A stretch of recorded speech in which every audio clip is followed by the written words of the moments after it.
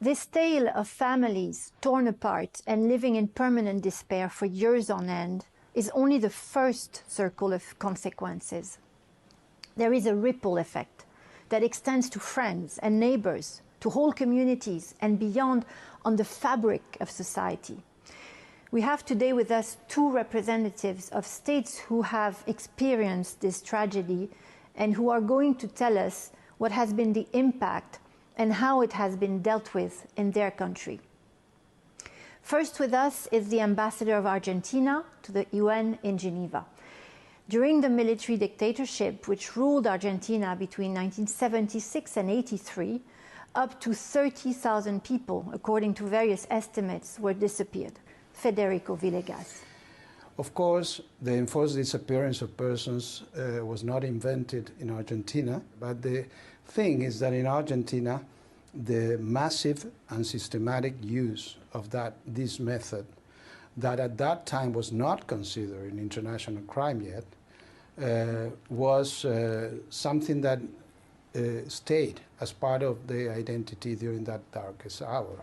And in the case of Argentina, we went also through the double disappearance with the abduction of children that lost their identity, and there were children of the disappeared. And for many, many years, their identity was suppressed.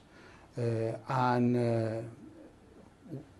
you know, the grandmothers of Plaza de Mayo, all the work that we had with the Argentine anthropologic forensic team was, since democracy, a way of contributing to this awareness through our own experience.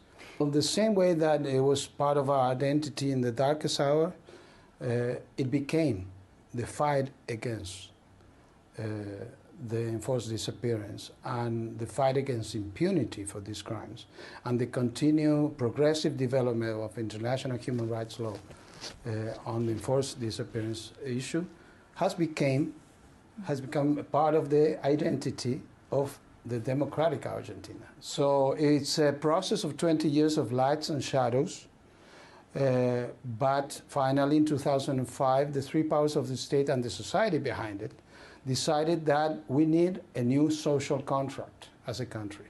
The new social contract is we will never again tolerate impunity for this type of atrocities. The way to prevent atrocities in societies that they had tragic experiences is not a single factor that allows you to do that. It's a combination of factors. In the case of Argentina, we have 45 public universities, free public universities, and law schools have international law of human rights as part of their curriculum. So what that means is that every year, thousands of lawyers go around in the country and become judges, become NGOs, become professors. So that's one of the things that brings awareness to society, to have lawyers that know how to use the law in order to prevent this. And a transversal, systematic incorporation of human rights in all security and public forces, it's another way of awareness that it's very important. And of course, we have 4 generations of amazing people that are part of the human rights movement of Argentina. And the children today are much aware about our history, and they know what's wrong. And hopefully when they become adults, they will have immediately the reflex to realize what's wrong.